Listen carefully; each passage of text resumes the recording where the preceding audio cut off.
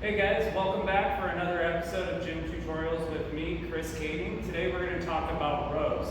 First, I'd like to start off with why rowing is so important and why if it is not in your workout regimen, it needs to be in there now.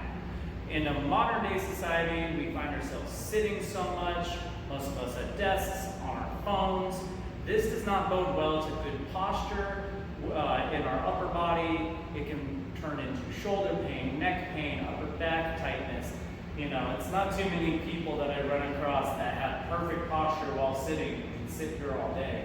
They tend to fold over, getting this forward shoulder, forward head, really telling the body we don't need strength in these muscles, so they get weak down the line. So I want to talk about rowing. It's a big back exercise that works the upper back, the shoulders, and the arms. And first thing I want to start off with is a little bit of priming. Priming is that fancy term for a very effective warm-up. Instead of just getting your heart rate going, it actually warms up the muscles, gets you connected to your body. So the first one we're going to do is a banded row. You will need a resistance band. I'm going to attach this here to the squat rack, but if you don't have anything like this at home, you can always attach around like a beam in the house, a banister for the stairs. And all you're going to do is take a seat, get the band so your arms are completely straight out, and then you're going to sit up tall, pull your head back like it's against the headrest, and you're going to pull these elbows straight back, really focusing on squeezing the shoulder blades. You're going to control this back and forth. During all your exercises, make sure you're working on pulling that core in to stabilize the spine. You know, that way you can get your core involved in any exercise you do. It doesn't just need to be core exercises themselves. So going through this, before I start out a good back workout, I like to go here, hit about 10 to 15 of these, really just connect to the movement, focusing on squeezing the shoulder blades, even in the back, holding my elbows together, getting that squeeze into the mid-back. So before you do your back workout, go ahead and do 1 to 2 sets, 10 to 15 reps, really just connect to the body. The next part I want to get into is talking about the back of the shoulder and how it's involved in rowing. So one of my first exercises I want you to do is going to be a banded pull apart. Stay with your band. Arms are going to come straight out to about 90-degree bend in that shoulder. Then from here, you're just going to pull those arms back, squeezing the shoulder blade, and pulling through. Now when you do your priming exercises, doesn't need to be a heavy band, you're just using it to connect, fire up that muscle that you're targeting. It's nice and easy. Once again, 1 to 2 sets, 10 to 15 reps should be enough to really get those muscles woken up. The final exercise I like to do in the shoulder and also just squeezing the shoulder blades together is taking your palms. You're going to come up to 90-degree bend in the elbows. You're going to pinch those elbows to the side. This is called shoulder external rotation. So from here, you're going to pull your hands apart while keeping your elbows to your sides, squeezing your shoulder blades, bringing it back and forth like this. Once again, 1 to 2 sets, 10 to 15 reps should be enough to wake those muscles up. This will bring us into actual rowing motions for our workout. Now, if you don't have a cable machine, you can always just do heavier banded rows. But if for free weights, we're going to start with a bench using a dumbbell, doing single arm rows. Too many times when I see people get into this position, I see lots of rounded backs. So what you want to do just to get position, you're going to have 1 foot down on the ground, 1 knee up on the bench, 1 hand on the bench, and the opposite hand that you're going to be working is going to be on the side of the bench. Now to get into proper positioning, you want to stick that butt out, keep the chest high.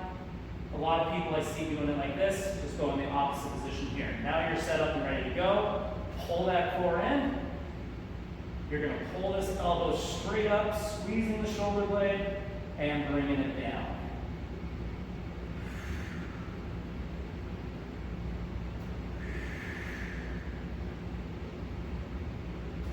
Now here I'm really focusing on squeezing my shoulder blades, Putting emphasis on the squeeze at the top and then really concentrating on lowering down slowly. That's the eccentric part of the movement. That's the negative, the down part of that movement. That's where a lot of muscle damage happens. And I know when I say muscle damage, that sounds daunting, but that is what actually happens when you lift weights, and that's what stimulates muscle growth. So bringing that into some different points about rowing, you don't always just have to have a neutral grip where your palm is facing in towards your body. You have other grips such as pronated grip where your palm is facing down and supinated grip where your palm is facing up. So going into a pronated movement, you're going to take your palm, it's going to be now facing towards your body, and as you pull up, your elbow's not going to be as close to your side, but you're still focusing on squeezing the shoulder blades. Just down and up, like so. With the supinated grip, palms facing forward, so facing up, and same thing.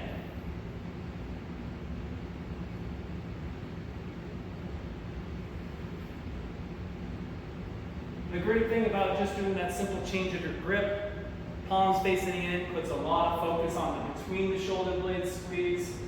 Palm up grip, that supinated grip, gets a lot more lat activation. And then the pronated grip, where your palm's facing down, actually hits the back of the shoulders. All those areas are working no matter what row you do. You just get a little bit more emphasis based off your grip there. Now bringing myself into a barbell,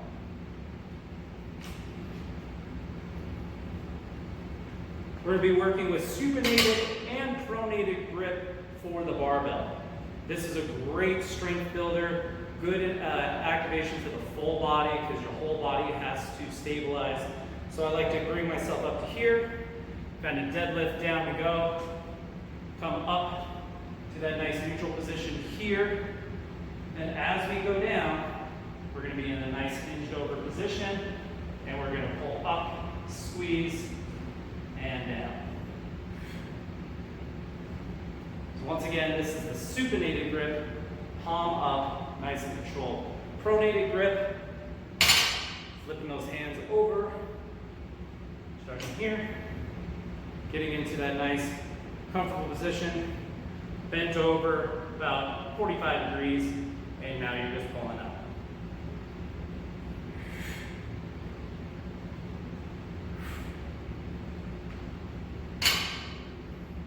I hope you found these tips helpful. Next time you get yourself into a gym or your own workouts at home, start thinking about how to connect with your body through the retraction of the shoulder blades.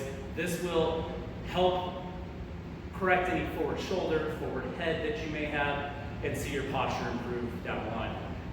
Feel free to subscribe to all my pages and look out for more gym tutorials with me, Chris Kading. Thank you.